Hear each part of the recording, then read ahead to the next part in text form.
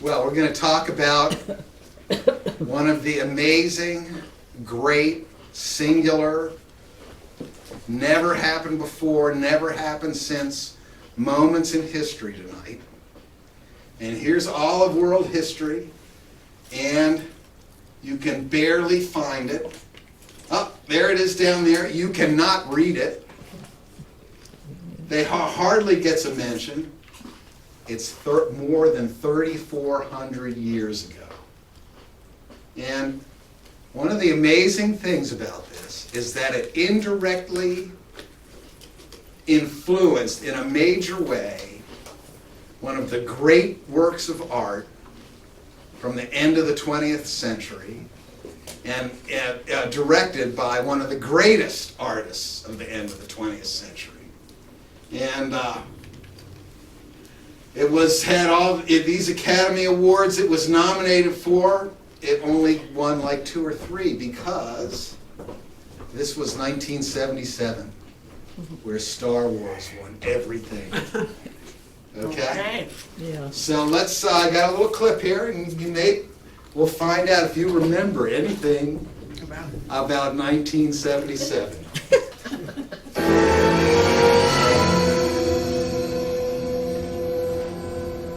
Do you recognize it already? Oh, yeah. But I don't know what they got to do with 3,400 years ago. Well, soon you'll see.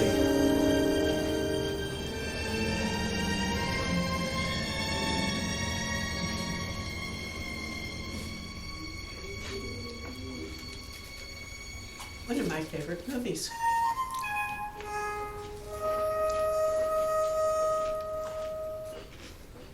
Okay.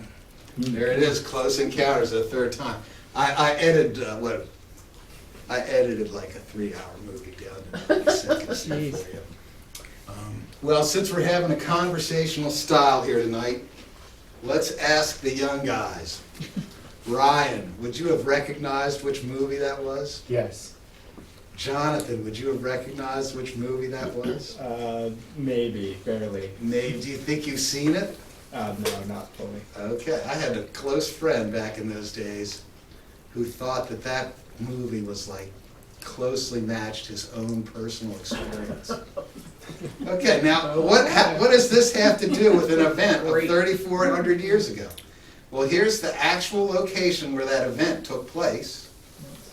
Do you notice a similarity? See the similarity? And there it is. If you read the fine print, 3,400 years ago, it says on this thing, you can't actually, oh, here it is. Here you can read it. It says Moses, if historical. So what happened that was just a singular event that never happened before and has never happened since on Mount Sinai 3,400 years ago? Well, we've had prophets and throughout, the Old Testament history, and they would say, "Thus saith the Lord," but this is different, isn't it? Because in this case, it's not the prophet talking, it's the voice of God himself on the mountain. There has never been another situation where the voice of God speaks loud and clear to a set of people. Now, it occurred to me that this is, one of those sneak preview things that I call it a sneak preview. And I was corrected. I'll show you how I was corrected. And it actually prefigures, and you could say it foreshadows, what's arguably the greatest event in all of human history, right? And what is that? The incarnation, right? And so I get very few comments on my YouTube channel. Help me, help me. And, but I did get one. Some people may recognize this person. Yes. But he says, in systematic theology, it's typology or types of Christ, types of Christ. So I appreciate that comment. And so there you go. Now you know how Western theology refers to these types of things. Which of those terms would you have used, Jonathan? Probably typology. You wouldn't have used sneak? No. You are unique in there. That's a singular. That's a singular thing. Okay. Okay, so let's spend a couple of minutes and dig down into this event. If you had a Bible, oh look, you don't have a Bible. If you had a Bible, you could follow along in Exodus 19 and Do 20. you want me to get the Bibles out? I'm giving the highlights. Okay, and you're we're, doing it, okay, and we're trying to stay under half an hour. sure. Okay, so here we go. In the 3rd month, after the sons of Israel had gone out of the land of Egypt, they camped in the wilderness. And there Israel camped in front of the mountain. Not just any mountain, the mountain. Okay? So there they are, the people are below the mountain. And number 2, you shall set bounds for the people all around, saying, beware that you do not go up on the mountain or touch the border of it. Whoever touches it, the mountain shall surely be put to death. No hand shall touch him, but he shall surely be stoned or shot through. Whether beast or man, he shall not live. So, if you were to summarize that, the second fact we're noticing about this event is don't go up. Right? Well, don't even touch it. Don't even touch it, don't even. Don't even get close. Don't- Yeah, let me think about And it. then here's what happened. Now, Mount Sinai was all in smoke because the Lord descended upon it in fire. And its smoke ascended like the smoke of a furnace. And the whole mountain quaked violently. When the sound of the trumpet grew louder and louder, Moses spoke, and God answered him with thunder. Have you ever imagined what it would be like to be there? I know. Have you ever imagined that? Okay, so the next thing is Scary. God is on the mountain. God himself is on the mountain. Okay.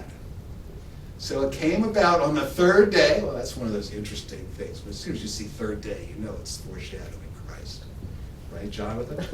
Right, I Jonathan? think we all do. And then it came on the 3rd day, when it was morning, that there was thunder and lightning flashes, and a thick cloud on the mountain, and a very loud trumpet sound. So all the people who were in the camp trembled.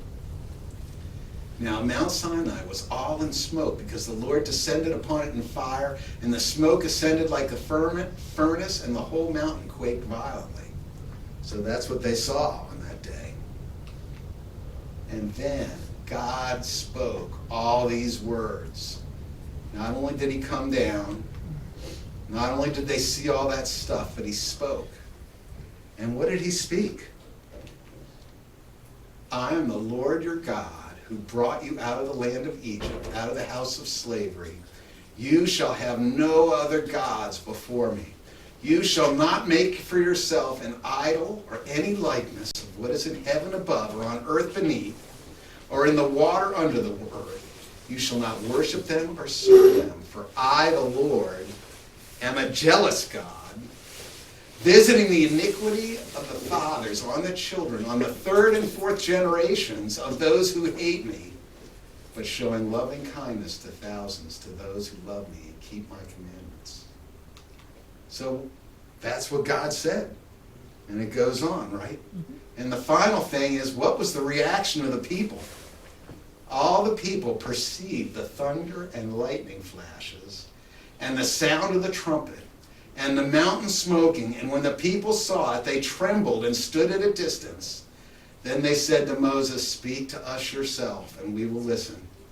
But let not God speak to us, or we will die. Moses said to the people, do not be afraid, for God has come in order to test you, and in order that the fear of him may remain with you, so that you may not sin. And that's the listener's reaction. Okay, so let's compare this to Close Encounters. First of all, the mountains nearly look the same, don't they? That's not a Yes. coincidence. And I never thought this 45 years ago when I saw the movie, even though I was a pretty convicted Christian at the time. Yeah, but that's a real place. I've been to it. Mount Sinai. No, That is a real place. Oh, yeah. Okay, it's not like It's they made. Devil's Tower, Yeah, right? it's Devil's Tower, it's not It's a made kind up of thing. interesting that anybody- you got the mountain of God and then you got Devil's Tower. They're being used in the, in the same parallel situation. So the people are below on the mountain and Dreyfus arrives, right? And he has to go through, and then the stay away from the mountain. Remember how all the security guys were at the bottom blocking people? You can't go to that mountain, right? And then God comes down on the mountain. What comes down in Close Encounters? Mothership. The mothership comes down. And what they saw lightning and thunder and clouds and loud sounds, and what in the movie it was heavenly lights. And then God speaks, and what does the mothership do? It has this do musical communication happens from on high down to us, the people below. And what did God say? Well, he said, I am the Lord, you shall have no, gave the 10 Commandments. And what happens in the movie? Well, the alien comes out and gestures that Dreyfus should come in. And the listener's reaction in the 10 Commandments was different from what happened in the movie. And they were like scared to death and said, don't let this ever happen again. And Dreyfus's action was, I'm going into the mothership and I'm flying away. So it's pretty interesting that there's this amazing parallel. And don't you think it's amazing that what other event from 3,400 years ago has Steven Spielberg matching the theme of his whole monumental next movie up, like point for point the same? Are there any other Never thought of that. any other events? Not, you got Charlton Heston, and he does the movie, The Ten Commandments, right? But that's different. That's like portraying that. But how about where the theme is exactly the same? Well, now that's really interesting, but there's another situation. We talked last week about what heaven is all about, and we talked about the high places. And we pointed out that the really epic encounters with God in the Bible mostly happen on the high places, right?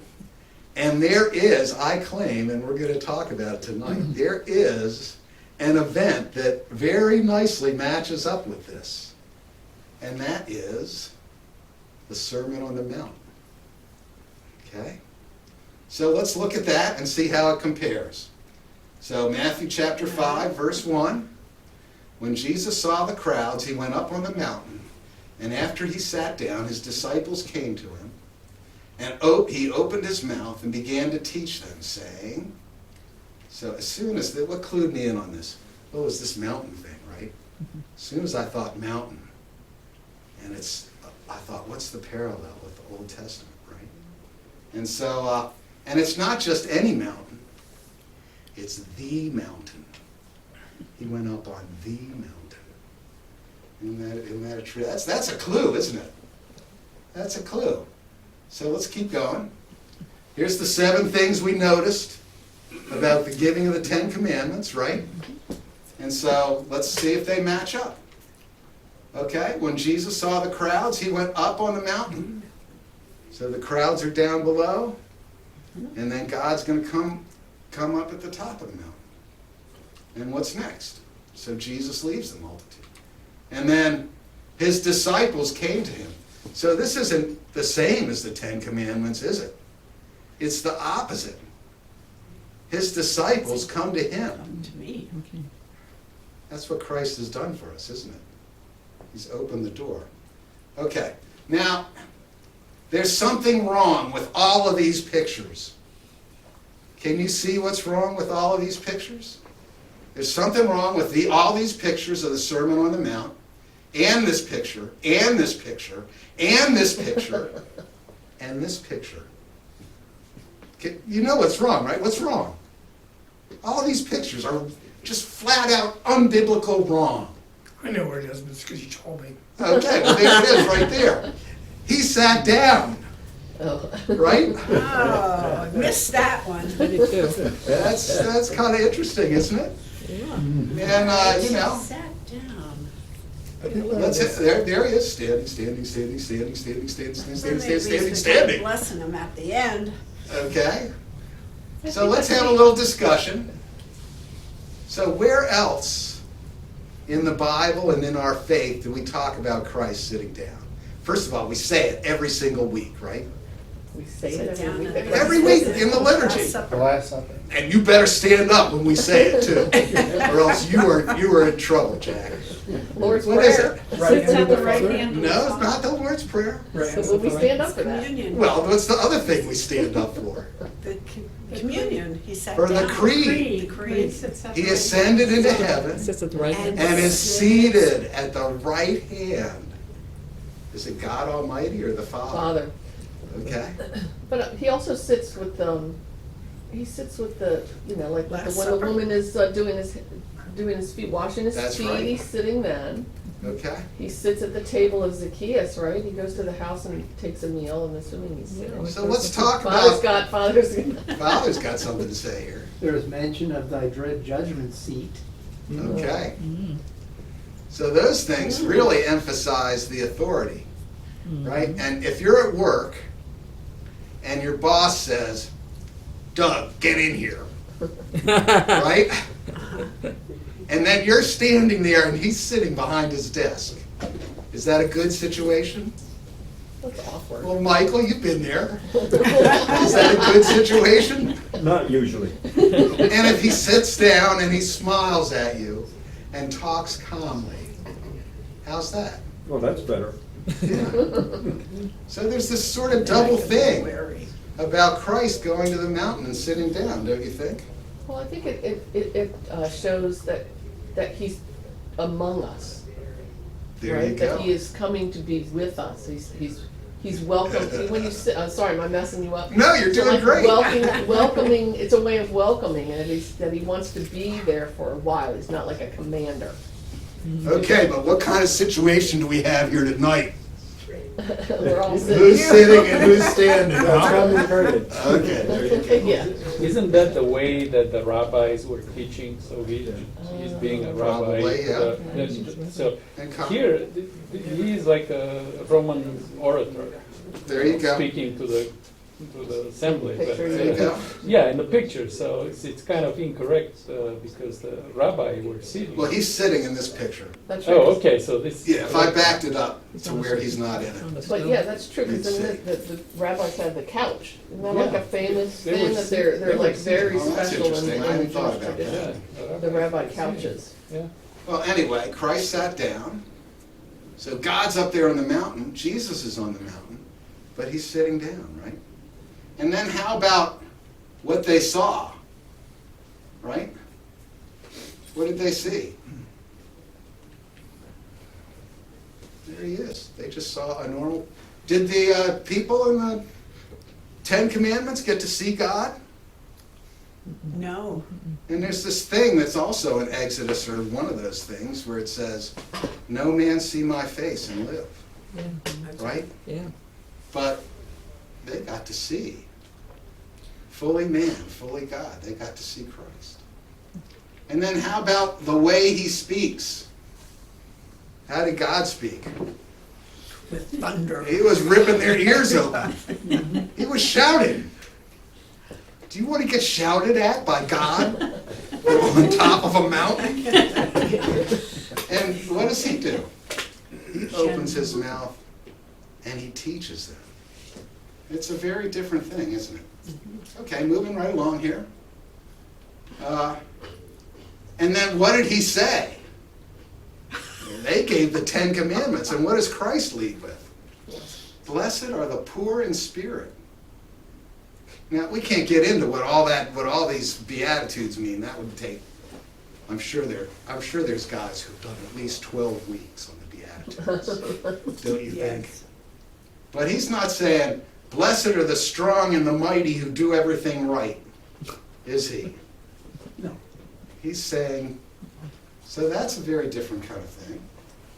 And so what God said, and Christ opens with blessings, and then there's this other very interesting thing that he sort of summarizes his teaching in the Sermon on the Mount.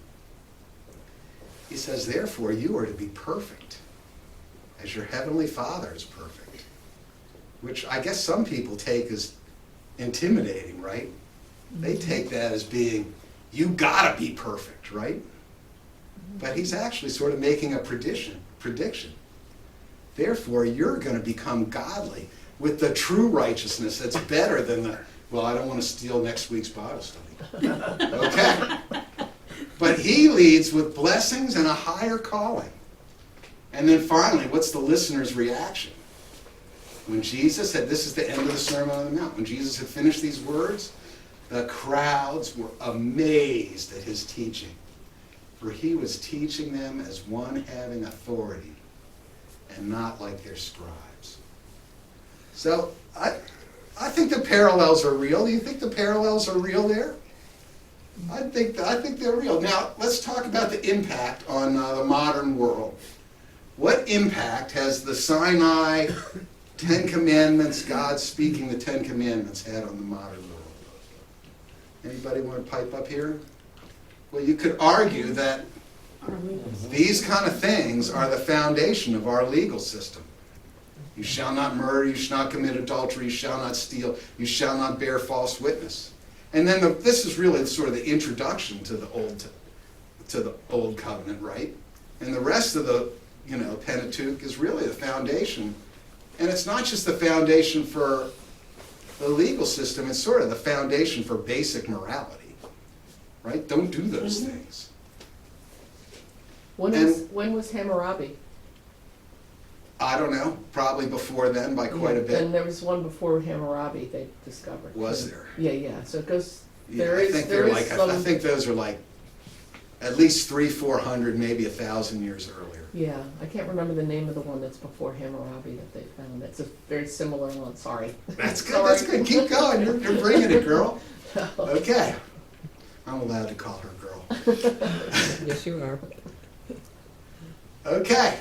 And what's the impact on the modern world, even in our post-Christian, like nearly completely in the public square post-Christian, on Christ's teaching in the Sermon on the Mount?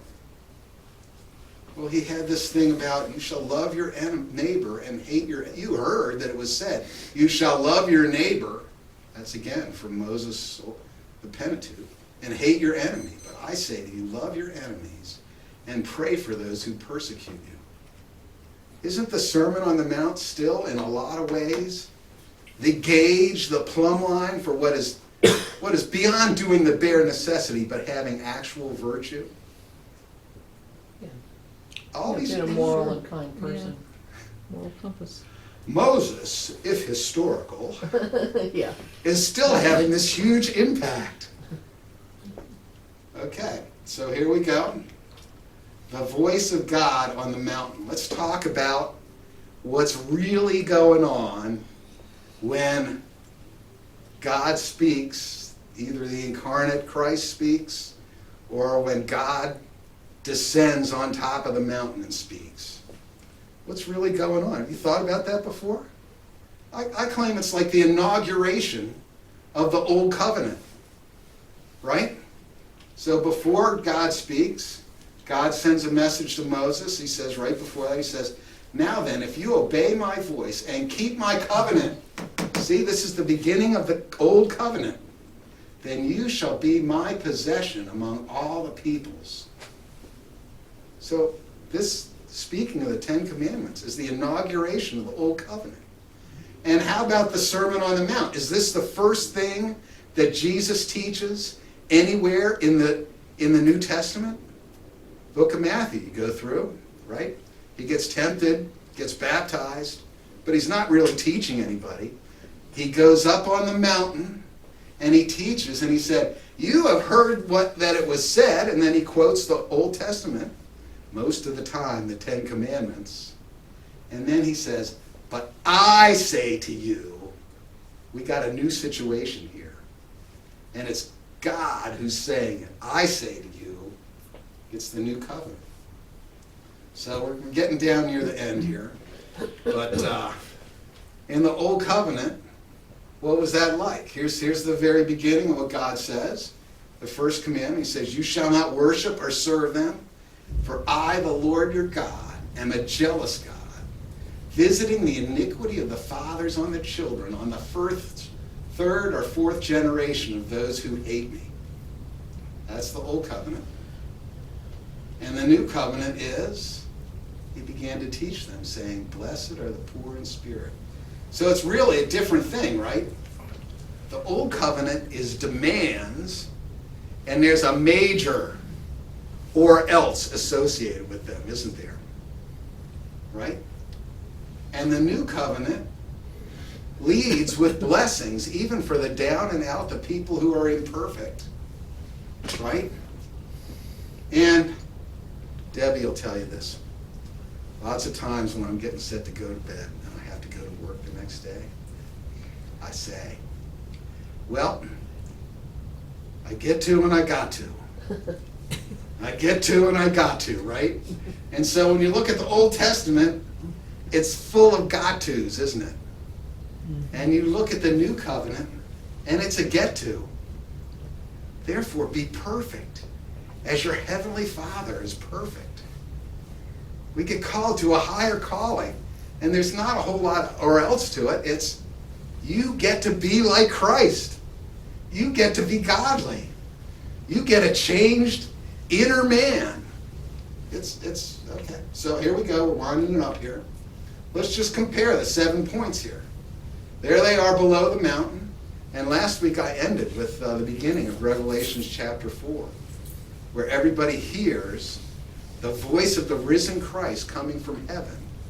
And there's a door open in heaven, and the voice says, come up here. So it's the same thing with the new covenant. They're in the old covenant, they're down there below the mountain. But in the new covenant, it's come up here. And in the old covenant, stay away or else. And yet Christ says, I'll be with you always. And then God was on the mountain, but as Debbie was saying, with us, the Word became flesh and dwelt among us. And what they saw, they didn't see God. No man see my face and live. But Christ says to Philip, have I been so long with you? He who has seen me has seen the Father. We get to actual, genuine knowledge, just like seeing someone, of what God is like. And then God speaks. We talked about that already. It's calm teachings, not this scary thing. And what God said, we talked about how that's really different. It starts with blessings, and it ends up with, here's what you, the kind of person you get to be, better than you could have hoped to be. And the listener's reaction is amazement with respect and not terror. So it really is true that we got a better deal. And as the book of Hebrews said, Christ is the mediator of a better covenant, which has been enacted on better promises. It's not that you got to, it's that you get to. Okay, so here's a few discussion questions if we want to keep going a little bit. But it really is a wonderful thing what Christ has done for us. That's more than we deserve in the new covenant. And that's the story of the two cases in the Bible where you hear the voice of God